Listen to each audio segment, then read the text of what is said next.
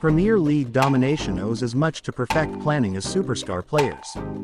5 Premier League titles in the last 6 years is a truly stunning feat from Manchester City, a level of dominance not seen since Manchester United's iron grip on the title between 1996 and 2001.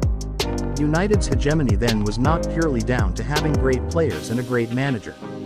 The club were ahead of the curve off the pitch too, expanding Old Trafford every few years, building a new training ground, investing in their youth academy and growing their brand around the world through innovative commercial moves. That is exactly what City have done over the last decade. But there is one difference. United got ahead of their rivals in an era when clubs were still adapting to football's new level of popularity thanks to the Premier League, while City are putting their rivals in the shade in an era when football has never been more competitive. City do have the advantage of the backing of the Abu Dhabi United Group, but they are far from the only club in recent Premier League history to have wealthy benefactors. They have not just thrown money at the club and acted out their football manager dreams. They have carefully constructed a project for global domination, hiring the best minds as well as the best players and the best coach. And they have done that without the historical legacy of many of their rivals such as Liverpool, Arsenal, Manchester United and Chelsea, who were getting rich off the popularity of the early Premier League years when City were yo-yoing between the top flight and second tier, and even third tier, of English football. In an era when football clubs are effectively multinational corporations, City are the best-run company in the most competitive league in the world.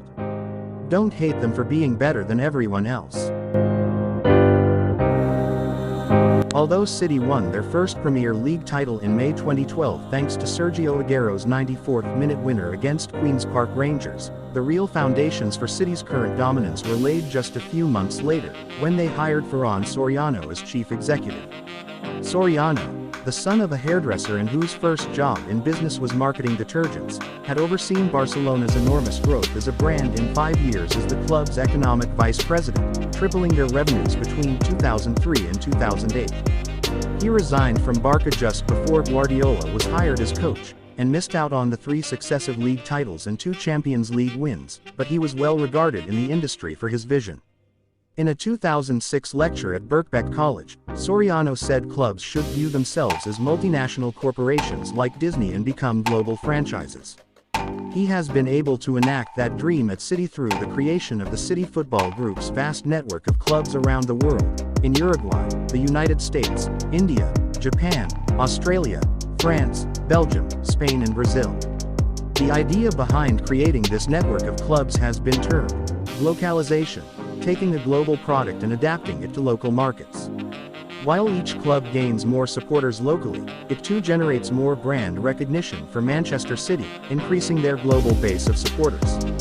As well as gaining commercial revenue, City's network of clubs has also allowed them to do a roaring trade in transfers. Under Soriano's tutelage, City have become the club with the highest revenues in world football, earning €713 million, according to the Detroit Money League. Last year, Brand Finance ranked them as the second most valuable club in the world, only trailing Real Madrid, worth an estimated $1.539 billion, £1.2 billion. City's insistence on holding out for Guardiola may have led to the team stagnating under Manuel Pellegrini, finishing 4th in the Chilean's third campaign while Leicester City won the title. But Guardiola's sustained success with City has proved he was worth waiting for.